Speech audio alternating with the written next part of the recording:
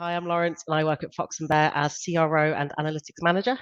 I've been about 5.5 years, been doing the CRO Analytics Manager position for about a year now.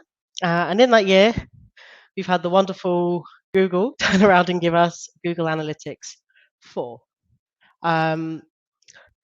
So thank you so much for joining. And today we're going to do a walkthrough of GA4. Before I start, I'm going to let you guys know a couple of, not house rules, but just what we're going to do. So I'm going to do a walkthrough of Google Flood It, which is sort of the demo account that Google has. If you have your own GA4 property, you are super welcome to have it open. You're super welcome to kind of follow the walkthrough as we go, if that's the way you prefer to learn. If you prefer to learn by listening and watching, you're also super welcome to listen and watch. And there's going to be a Q&A at the end. So if you think of any questions, it's sort of the tab next to the chat. Throw your questions in there and we'll go through as many as we can at the end. I'll try and keep an eye on the chat as I go. So if stuff comes up I'm going too quickly or my connection dies, hopefully I'll be able to see. So in that case, I'm going to share screen. Okay. Now hopefully everybody can see the first GA4. So this is just the GA4 Flood It property. So this is no data that is of any sort of use to us, but it's super helpful for demonstration purposes.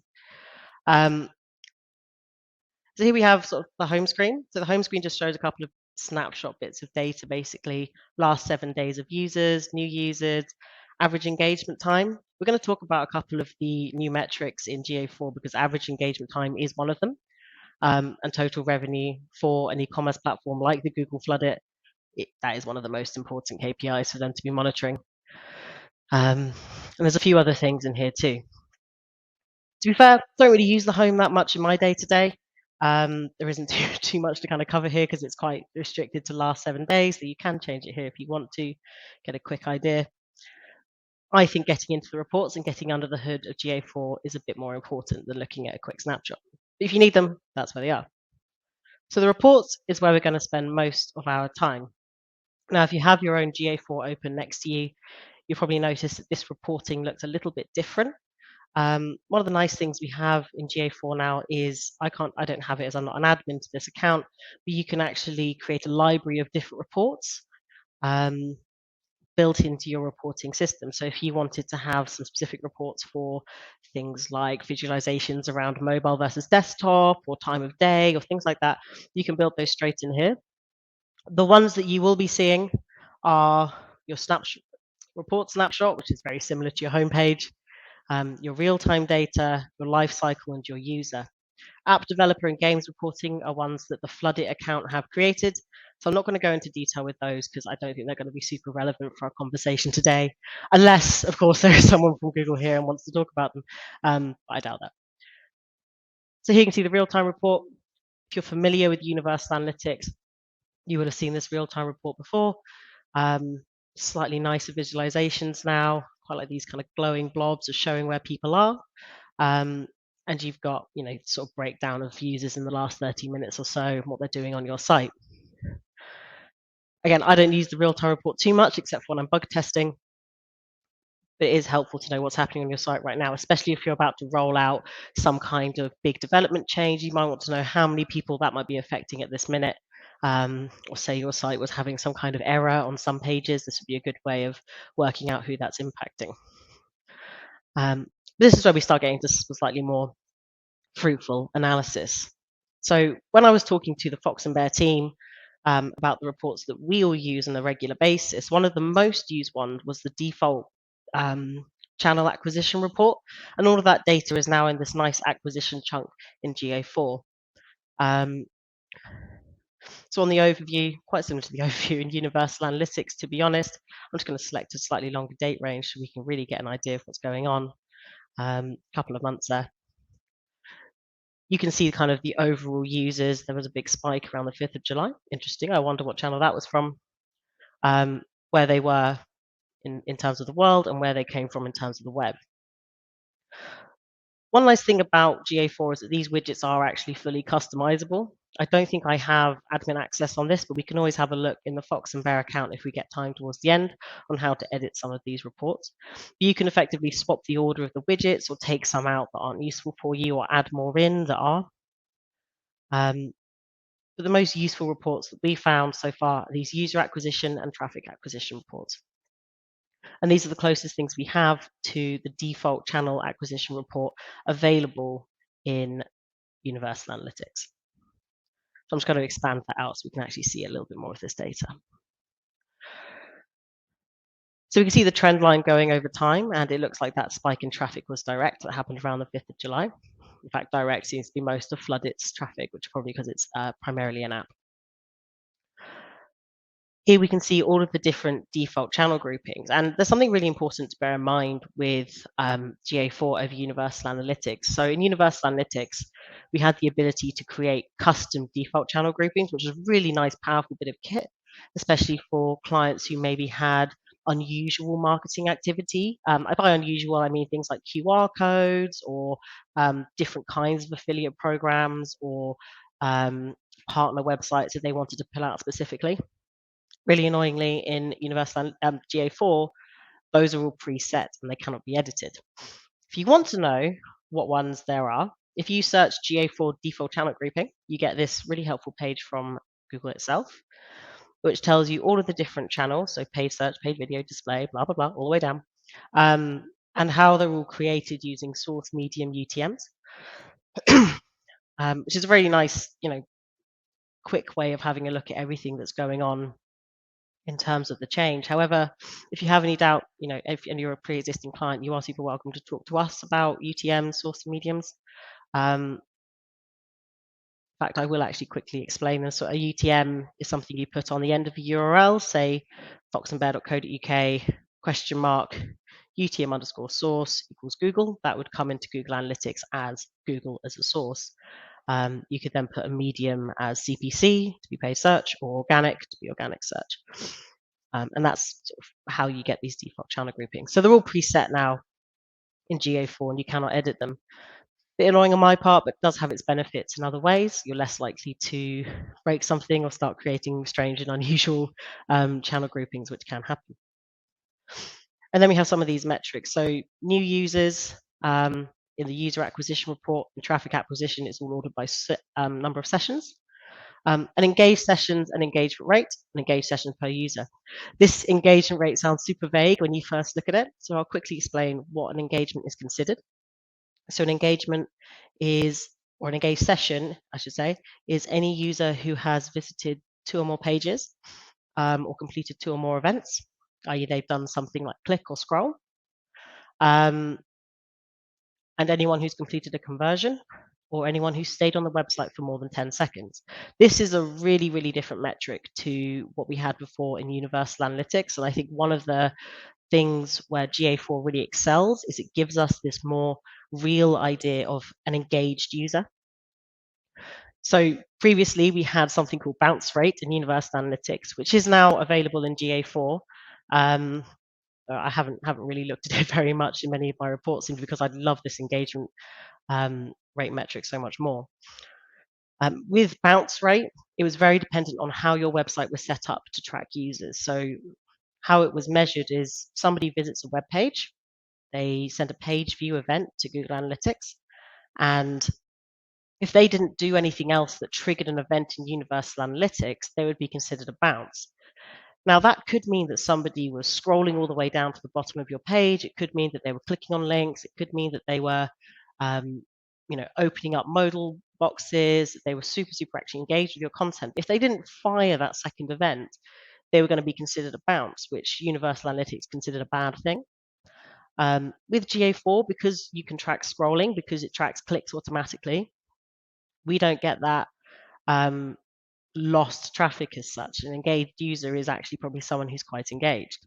The thing with bounce rate, there was a big preconceived notion that all bouncers were people who came to your site and immediately left, and that actually just wasn't true at all. So this, I think, is a much better alternative to what we had before. In terms of what's a good engagement rate, so it's a question I'm always asked whenever it comes to any kind of percentage metric like click-through rate or engagement rate. At the minute, Fox&Bear, there isn't loads and loads of kind of benchmarks out there. But what we found through research and through looking through client accounts is anything over 50% engagement rate is pretty good. Anything below 50%, I would say that seems like a pretty unengaged user base. Anything over 50% is pretty good, and anything over 75%, I would say, is pretty fantastic. And the site is very engaging, or that channel is very engaged.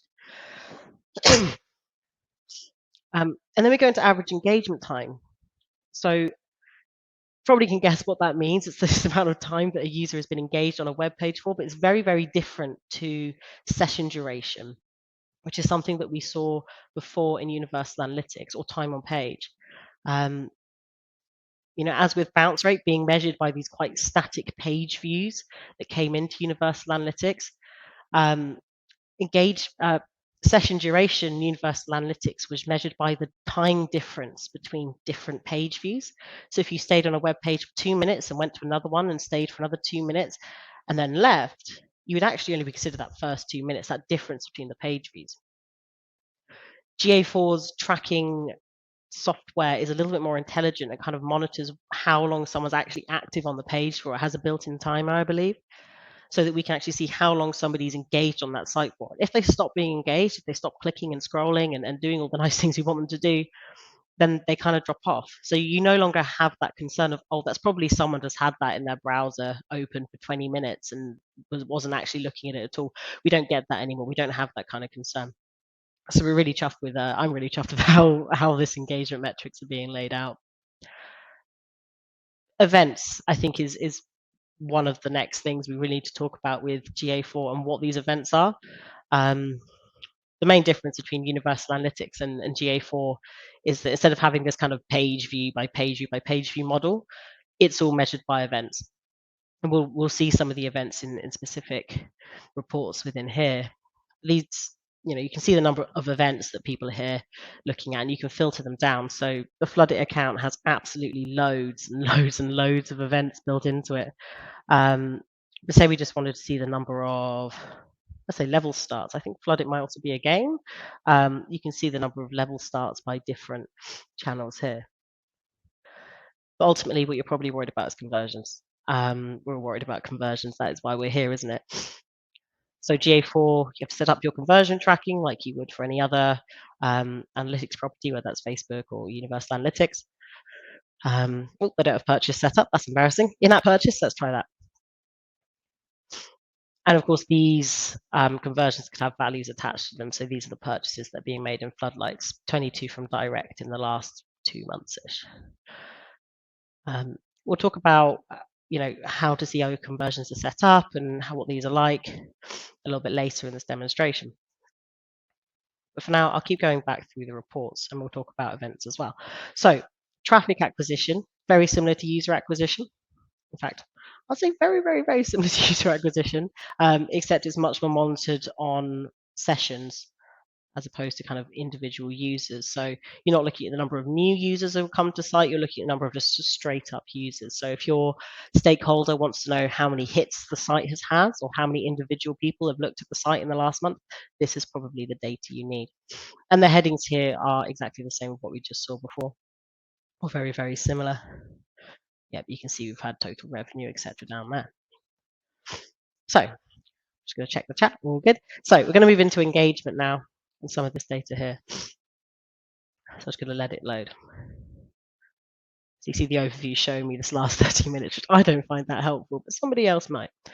So you can see we've got this kind of engagement overview. So again, if you need that quick snapshot view, you can quickly get it from these reports. So a 7-minute, 41 seconds average engagement time, that seems really high to me, because I don't think that includes a game. Yep, a game that's in this particular account. 7 minutes on a game sounds about right to me. You can see the number of views and the event count. I think event count personally is a little bit of a strange metric to be talking about, because it could be people are scrolling lots. It's not the same as it's not as useful as something like users or sessions or page views. It's a bit too vague because these are all of the events that are being tracked and you're not going to use it as a KPI. GA4 also gives us some really helpful kind of long-term engagement views. So you have this user activity over time. So over the last 30 days, this is kind of like, I'm sure everyone else remembers those COVID graphs that had the last 7-day rolling average. That's exactly what these are, but for 30 days, 7 days, and 1 day. Which is a really nice, helpful way of actually seeing trends over time. It kind of flattens out these spikes, and you can get an idea of, oh, there's actually been quite a significant uplift in August, as opposed to, quite a spiky line that isn't very helpful. And user stickiness too. So how often people are returning to the site, and then it's sort of day over month view, day over week view, week over month view. Cool. So I'm going to go into the events now.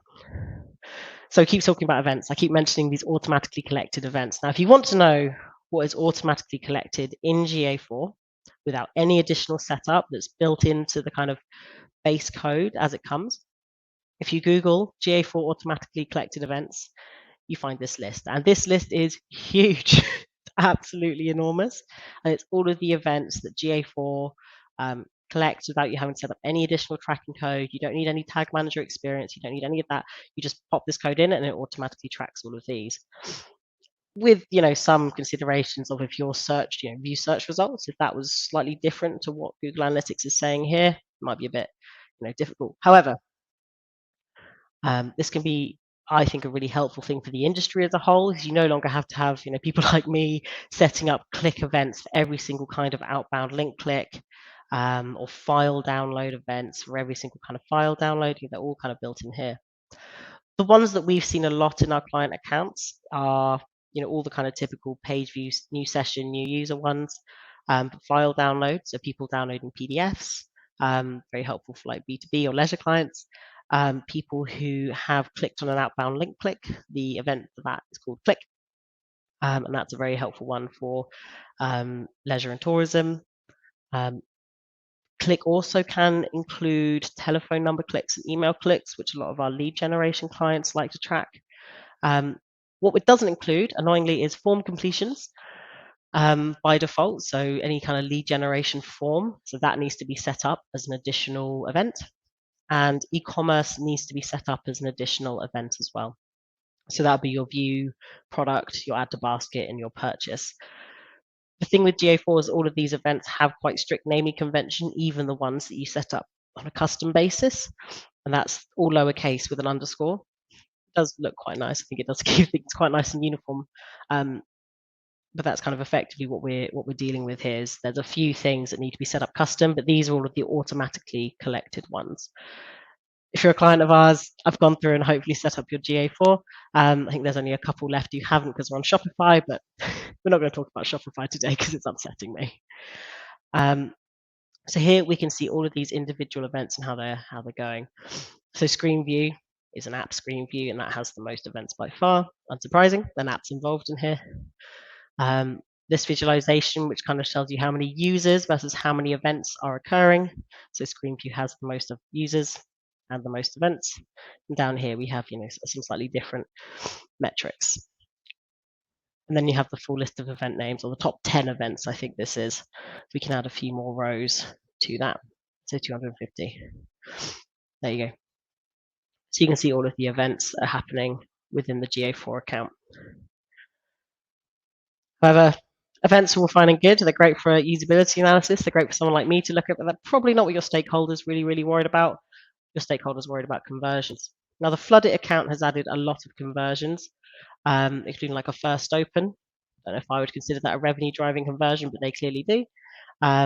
Somebody completing a level, updating the app, starting a session, or purchasing, probably their most important one.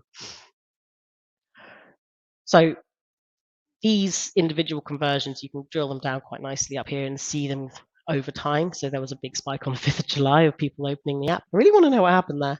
And you can see the direct revenue associated with the in-app purchases as well. Sorry, I have a horrible cold. I'm going to move into pages and screens, which is a little bit like the kind of behavior engagement all pages report. So you can see these are page titles and screen classes. Yours will look very different, as it'll probably show your page title, your SEO title. Because this is an app, we don't have that so clearly.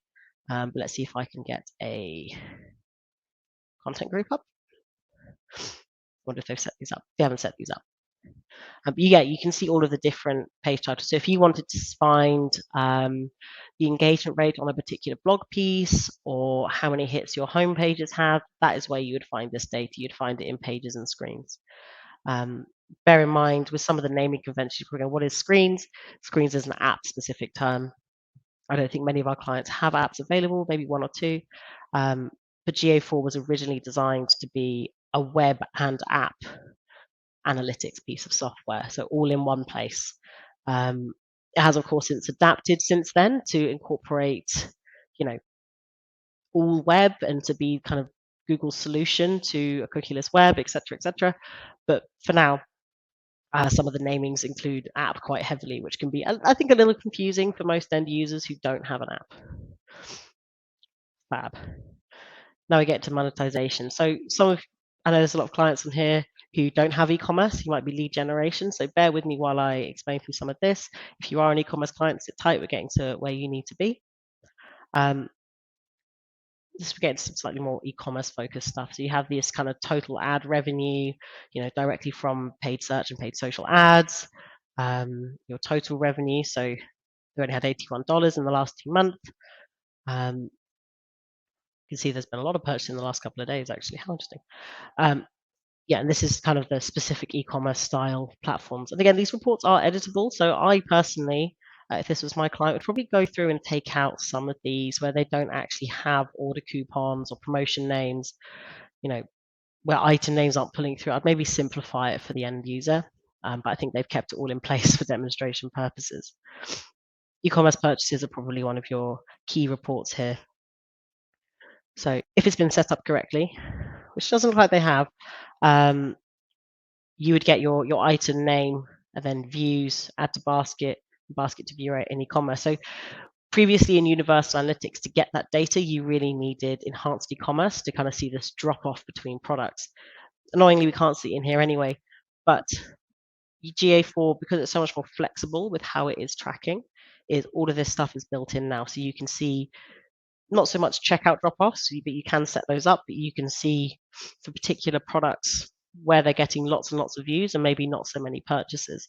Maybe there's a shipping issue down the end of that kind of line for that particular product, or people are dropping off because they want it to be cheaper, etc. I think this report's a really nice addition to GA4 because it gives us a little bit more visibility of what works. In-app purchases, again, if you don't have an app, this may not be quite so relevant. But it just shows us the different products and how they go. So extra steps, packs 2, 3, and 4. I think it's a game. You can see how many have been bought and how much they've been bought for. Also, you can work out roughly how much they've been purchased per item. So it looks like the extra stats pack 3 is $4.99. And publisher ads. Again, I don't think this is super relevant for many of our clients, as they don't have ads on their site. Or if you do, this is where you would find that information, and it would be, how much revenue is being driven from the ads on your app. And then retention. So user retention, I think is probably one of the most powerful parts of GA4. We did have it in Universal Analytics, but it was quite limited, especially with how much you could actually play around with it and see what people were doing. However, you can see how long people are staying on your site, and again, because it's so much built for apps, you can see how long people are staying on your app for too. Some of these graphs, I think I personally am still trying to work out, as I've been such a web-focused analytics person for so long. If you see like engagement rate has been dropping off after a certain number of days, it seems like people kind of hit a month mark for this particular app and are steadily dropping off and being less engaged. So now we're going to talk about users. I'm going to check on the chat. Everyone happy? Good, good, good. So user demographics overview. Going to let that load a second. So again, we had demographics in Universal Analytics 4. Universal Analytics. And it's not too much different here. You can still see people by country, by gender, and by age group. If you're opening up your own GA4 and you're seeing nothing in the demographic section, or you're maybe just seeing geographic location, there is a setting you may need to activate, and I may not have done it for all of my clients. based on not knowing if I was able to, because it does require a line in a cookie policy, I believe. Feel free to email your account manager if you want that set up, or if you're not seeing things you want to see. However, we do get some really nice stats in here that you can start having a look at. So, for example, age and gender, super nice and easy ones to know and understand. But the interests too, we had these in Universal Analytics. They're associated through somebody's Google account. Google analyzes what people are into and assigns them these interests. It's amazing what Google knows about us. So, I'm not surprised that there's too many comics and animation fans, given that this is an app, mobile enthusiasts too. The interest categories are relatively helpful to give you a bit an idea of the people visiting your site, but because they're based on search history and what someone's looking at on the web, it might be that Google thinks that they are invested in your because they use your app, that they're into all apps of this kind of variety. It's a little bit of a strange kettle of fish. Not one that I would take too seriously. I mean, who's not a pet lover, A demographic detail. So this is just a different visualization of the same data. So it's a nice big table of countries. There's lots of users in India and Indonesia for this particular account, and you can also break it down with other things. So I'll show you some of the interests in a bit more detail. If you ever can't find a dimension, is what we call these text kind of fields, then try having a look for this top left drop down, because this is where you can get a little bit more information, and you can also add them next to each other. So if your stakeholder needs a nice quick look at all the ages and genders, we can add age to this as a kind of secondary dimension and break down from there. So there we go. So it's mostly unknown. People have privacy settings on their browsers now, damn them. But males between 25 and 34 seem to be the top user within this site. The last section of the reports that are built in as standard is the tech overview.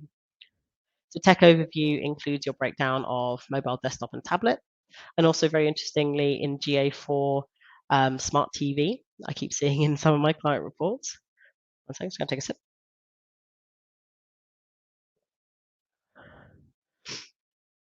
Oh, it can be slow. So this one instead. There we go. So here you can see all the different tech that people are accessing your site with. I'm just going to open up, device category. I think is one of the most helpful reports for us as an agency to understand the bulk of where our clients' traffic is coming from. So, unsurprisingly, this site has easily an overwhelming majority for mobile. But you'll see smart TV. We never had this in Universal Analytics before. This would have come through as not set or unknown, I'm pretty sure. So 3 smart TV users. Could be the future. Who knows? Similarly, you can see the specific platforms that are being used. So it's quite helpful for developers to get this information when testing particular landing pages or particular sites, to know the top browsers that are used on your site. And generally we see for mobile, it tends to be iPhone and Android. There's not really too many others. But it could depend on your particular demographic as to which version of the iPhone that is, whether it's the latest. If you're B2B, you're going to be looking at more desktop and probably more Windows. If you're healthcare, we know that if you're looking for NHS referrals, you're probably going to have a lot of Internet Explorer in there. You'll want to test. This is where you can get all of that information as to your top demographics. And also, I think it's very helpful to keep an eye on your differences in engagement rate, particularly between, say, top device category. Let's bring it back up. Here we go. So you can see that some devices have much higher engagement rate than others. Desktop incredibly low. That seems very strange to me. Probably because it's an app. But you see that tablet has a much higher engagement rate. People clearly like this particular game more than they do on a tablet than they do a mobile. So comparing that engagement rate can be quite helpful. Fab. So that takes us to the bottom of reports. We're going to have a quick look at some of these other areas. They're less involved, these other areas, I do promise. so I won't go on in them for ages. Explorations. So you may have used custom reports in Universal Analytics, but you never use them like this. So explorations are basically like custom reports, but they have a little bit of extra functionality. They're a little bit easier to use once you get your head around them. So if you go into explorations, you kind of get this one and start a new free-form exploration. We're going to set up a basic one now. You get these two columns. Now think of this left-hand column as a little bit like your shopping list, and this right-hand column a little bit like the ingredients you need to cook with, or the actual cooking you're doing. So we're going to make a nice, simple campaign breakdown. Let's hope they have some campaigns running, or that's going to be very annoying. So you start by adding your dimensions. So dimensions are things like campaign name or anything kind of really text-based. Anything that isn't a number is a nice way of thinking of dimensions and metrics. Date is also a dimension. Metrics, let's just have the number of sessions, maybe engaged sessions and engagement rate. Cool. So this is kind of like, I've bought this food at the shop and now I'm going to start cooking with it. So this is where you really set how it's visualized. From all of this data analysis stuff is about how data is visualized and presented back. So we're going to pop in session campaigns as a row. Nothing's going to pop up yet because there are no values associated. And then the values we want to show are sessions. Okay, so it's going to show us the sort of default channel groupings because they don't have any paid campaigns running. But if you did, this is where you would see it. It's going to drop in these three things as values, and you get this really nice visualization showing you, a nice simple table of all the different things that you want to see. Now, if you wanted to break this down, if you wanted to just say have your organic search or paid social or paid search campaigns, you can really quickly add a filter and use that filter to kind of, just have paid search campaigns. One of the things we did as an internal exercise was make sure that everybody could set up these campaign breakdowns for all of their channels. So it's a nice, easy way for them to all check in. Because it's not so easy anymore on the new GA4 to kind of drill into specific channels. Or at least that's what we found so far. The nice thing about these explorations is once you name them, let's call this Lawrence's exploration, is they then get saved in your account and they're super easy to find again. So you see we've got Lawrence's exploration owned by Fox&Bear. If I wanted to share this with one of you as a client, I'm not an admin, so I can't do it, but I'm an admin on all my client accounts, so I can easily share with you guys any explorations that we make. In the advertising part, this is sort of very much for the PPCers and for the paid socialers out there. This is when we start getting into GA4's attribution modeling, which is very, very different to what we had. Well, not super different, a little bit different to what we had before in Universal Analytics. So the reports we've looked at previously, that kind of session acquisition report that I spent quite a long time on, and a lot of Universal Analytics was generated towards this last click attribution model. So somebody clicks on an ad, comes to your website and converts. Let's say the ad was my Facebook ad that's been running for the last month. That would be considered a conversion on that Facebook ad in Google Analytics. However, they might have actually come to the site from a different channel before. So they might have come through, say, a display ad or a LinkedIn social post or organic search, but they would still be counted on whatever they had clicked on last.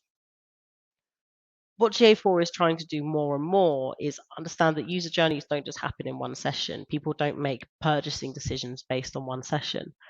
And even less so now with, the mobile web being as strong as it is. People kind of look at stuff for a little bit, go, I'll buy that a little bit later, keep opening their browser, come back to it through an ad.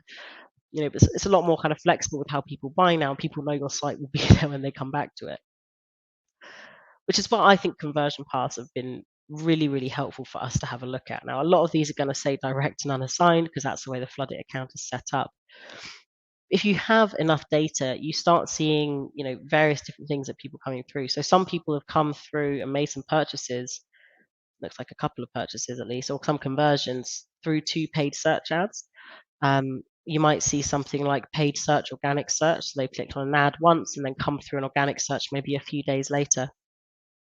These conversion paths are really, really handy for us to be able to understand the overall journey that people are taking. And actually, is it that your brand awareness activity, like your Facebook ads or your display ads, are they actually generating these inquiries a couple of weeks later, as opposed to, not immediately after somebody's clicked on them? It's something that Facebook Pixel is actually very good at doing, is that kind of long tail attribution model. There's a new model comparison, or a new model in GA4, which is called the cross-channel data-driven model. That's this one here. It's a nice model because it does kind of take into consideration a few more factors, like how engaged they were on different sessions and things like that. I'm pretty sure that's how it works. However, what I have read, and this is from Google itself, is that it does prioritize advertising over your organic channels, which, as someone who did SEO for a very long time, can feel a little bit frustrating if you're actually, your SEO is working, you can see it working on, say, last click, but it's saying that, oh no, the ads are working much better as well. It's important to keep all of this in mind and ultimately not get too bogged down in individual channels driving individual, keep in mind that you want to raise conversions overall and minimize the amount you're spending for those conversions. However, it's a very useful model, and I think it is the default, and it will be the one that most people use on the off. So maybe just keep in mind that it has a bit more of an ads approach, but ultimately, I think it will be the way forwards. The last little section on this far left is configure, which is where I've been spending most of my time setting up all of these. So here you can see all of the events that have been collected in quite a nice, easy table. So, the highest number of events was the screen view. We saw that earlier. You can also create events out of existing events. So say if you wanted to measure just a page view on, say, your contact form, not as a conversion, you just want to see how many people actually go to the contact forms. You can create an event in here that's created from the flooded web. Oh, it doesn't give me the power, but it's a very, very simple setup. You can effectively say any page view on the page URL that contains /contact. Really nice and easy to do. Which means that you can then create reports on those events nice and quickly and get an understanding of what's going on for your particular analytics needs. However, events will sound good, but conversions are king. So you can see we have all of these conversions have been set up in this account. Chances are you do not have as many as these. You probably have a lot less. If you're a B2B client, you probably have form completion, telephone click, and email click. If you're e-commerce, you'll have purchase. If you're healthcare, you will probably see something like request appointment or complete online booking. I'm trying to think about the sectors that we serve. Those probably feel like the vast majority of different conversions you'll see. So if you are a client of ours, I have been setting up GA4 accounts over the last year really, and I've replicated what universal analytic goals you had previously. So it should be relatively stable. Another key difference between GA4 and Universal Analytics, especially if you've got one open, you're probably going, I've not had that many form completions in the last X amount of days, is because it's built for that kind of mobile and app web, particularly for apps. If you think somebody could purchase multiple things in the same app session, i.e. different levels of a game, or maybe they sign up to become a member of ASOS's delivery premium account and then make multiple purchases in the same session because they don't have to pay for shipping multiple times, is that in Universal Analytics, if somebody converted and then came back and did it again in the same session, that would only count as one conversion for that conversion type. So say I completed a booking for a consultant appointment on the 1st of June. And then I was like, and I also need to book a GP appointment on the 2nd of July.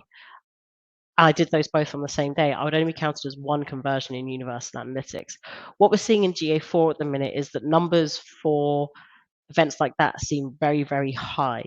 I think it's probably a little bit to do with how some of the tracking's being set up. So if somebody goes to a thank you page and it refreshes multiple times, it might be counted as multiple conversions.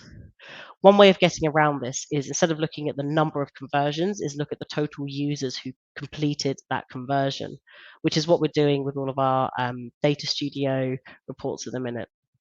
There's still a little bit of ironing out and it is a little bit different. Hopefully I've explained that a little more clearly, but feel free to use the question and answer if you want me to go over it again. The audiences section, this is something our PPC team are really exploring at the minute. It's very similar to kind of Google Ads audiences or remarketing audiences. But I think you can also use them to segment and analyze into these different users and based on what they've done on your site. And then custom definitions. So you may have an event come in. So say we have somebody clicking a telephone click on our site, and we want to measure the different telephone numbers that they are clicking on, because we want to see whether they're calling the HR department or whether they're calling the marketing department, whether they're calling the sales department. You can do that all using custom definitions. This again is something that I've set up for any of my clients who require that functionality. But effectively, how you do it is in Tag Manager, and you create a telephone number, and then you attach kind of the click URL as your telephone number variable, and it comes through. Sounds a lot more complicated than it is, and maybe, or we don't have much time left, but I can do a demonstration maybe another time, or for those clients who need it. And then debug view. So if you're testing things out and you need to no one's currently testing things, but if you need to test things out and have a look at how things are coming into GA4 so you can tweak them, this is where you do that effectively. Again, something more for someone like me who's setting these up and needs to test them, maybe not so much for your end user who's using it for day-to-day analysis of their marketing. So I've got to the end of demonstrating sort of the left column. I'll quickly touch on kind of the admin and settings, because they're a little bit different to what we had before in Universal Analytics. So what you'll hopefully be seeing is a GA4 account. I've gone through and personally labeled any as GA4, though some are labeled as app and web if they've been set by other people. I do recommend having people label their GA4 accounts GA4 so it's nice and clear which one's which, especially if multiple people are using the account. Your setup assistant is where you kind of start, adding your different streams. So data streams would be something like a website or an app. You can see they've got 3 streams here. So they've got the website, which is this http flooded.app, and they've got 2 apps here. I'm guessing one is a Google app, one's an iOS app, one's a Google app, Android app even. In here is where you can sort of edit some of the more advanced functionality, because I don't have permission to edit that functionality, but you can, turn off some of those automatically collected events if you need to. I've not really found much reason to need to turn off those automatically collected events, but they are available to do in there. And this is where you link up with all of your different Google platforms. So Google Ads is one that we've been going through and adding for our clients. Search Console as well, if you're doing any SEO, really, really important. BigQuery is kind of like a database for, it's a database monitoring, not database monitoring, it's a database where you can store your data and then effectively send it into Data Studio or something similar to analyze it. It's something that Fox&Bear are currently having a look at whether we have much need to use. But that's where you can link up all of those individual things. Now, I'm going to stop sharing my screen and hopefully we have some questions in the question and answer box. So feel free to get those questions in now. I'm going to answer them as they come in. So, hi Joseph. So has new users disappeared entirely as a metric, or can I still find it somewhere? Is it less useful or reliable than it used to be? So new users have not disappeared, so you can still find that in the acquisition users report, I believe. So yeah, lifecycle acquisition, user acquisition, and that'll show you the number of new users. So it's not disappeared anywhere. It's still in there. Is it less useful or reliable than it used to be? No, it's absolutely still useful and reliable. There's nothing in there that is that you can't trust at all. So I'd absolutely say, yeah, it's still there and you can still use it.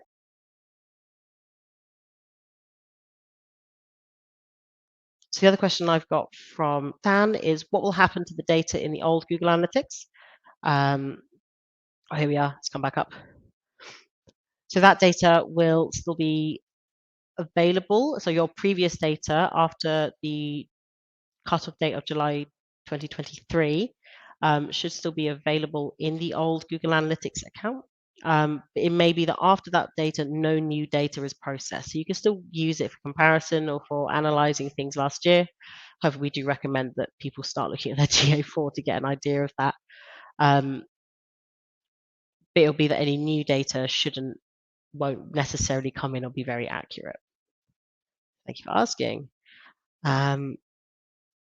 Cool. Now I've got this one. So can you compare GA4 and the old Google Analytics data year on year? This is something that we have been looking at because there does seem to be quite a bit of difference. A lot of difference, in fact, between the GA4 and the Universal Analytics data and how it's recorded.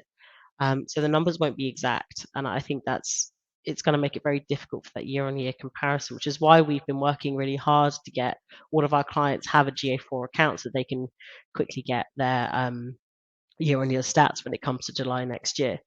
So at the minute, I would say you probably shouldn't go for too much of a direct comparison between GA4 and Google Analytics, but you can start looking now at what the differences are to give you an idea of what the differences are going to be later on down the line, if that makes sense. So start looking now at where you're having these discrepancies and working out what they are. However, that's something that, you can talk to us about if you're an existing client, or if you'd like to be a client, we can always have that chat. I'm going to mark that one as answered.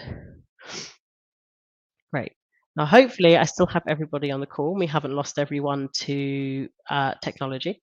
But it doesn't look like there's any more questions. So thank you so much for asking them. Feel free to ask any more. I'll probably be around for the next 5 minutes. But thank you so, so much for joining us. If you need to drop off, it's been an absolute pleasure to talk to you all. And if you have any further questions for me, you can email me, lawrence@fox&bear.co.uk. Or if you're a client, you can speak to your account manager. That's Kate Jazzles-Ha. And they'll be happy to put you in touch with me. We are going to be offering training sessions one-on-one with clients with me from September, as I'm going on holiday next week and I have no time to take them on at the minute for August. So from September, if you would like a training session, speak to your account manager. That's Kate Jazzles-Ha. And if you're currently looking for training on more GA4 accounts, we've got some resources on our website under our blog, but we also might be looking at doing some external training sessions. So it's been an absolute delight. Thank you so much, guys. Have a wonderful, wonderful afternoon. Thank you, Pauline. And I'll speak to you all very, very soon. Have a lovely Friday.